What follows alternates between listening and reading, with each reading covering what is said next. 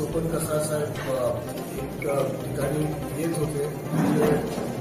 महानगर हे जो आपलं जळगाव शहराच्या जस्ट बाहेर जो आपला जो राष्ट्रीय महामार्ग आहे त्यांच्यावर एक वाळूची डंपर त्याला सापडली आणि त्या डंपरवर त्यांनी कारवाई केली. म्हणजे नियमानुसार त्यांना कारवाई करण्याचा जबाबदारी अधिकार आहे आणि त्याच्यामध्ये प्रांत जळगाव चार्ज होता की या निमित्ताने शासकीय वाहनामध्ये त्यांनी कारवाई केली.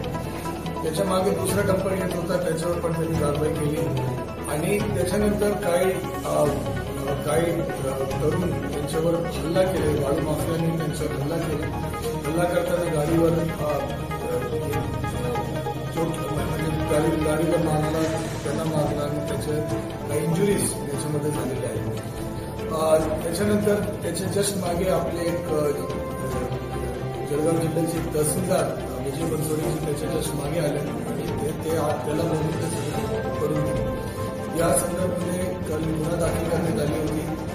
सोबत कसाजीला जो चोट लागलेली आहे त्याची वैद्यकीय तपासणी करण्यात आली होती. त्याच्या डोक्यावर 2 स्टिचेस पण लागलेले आहेत.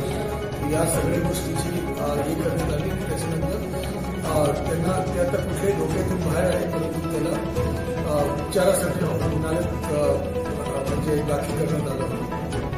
याच्यानंतर पोलीस अधीक्षक रेड्डी साहेबांनी त्याची पूर्ण टीमने रातभर मेहनत करून ऑलमोस्ट 5-6 आरोपीला अटक केलेली आहे. ज्या अटक झाल्यानंतर त्याच्यावर कायदेशीर कारवाई पुढच्या कारवाई चालू आहे. गुन्हा दाखल करण्यात आलेला आहे. आरोपीचं नाव पण समोर आलेलं आहे.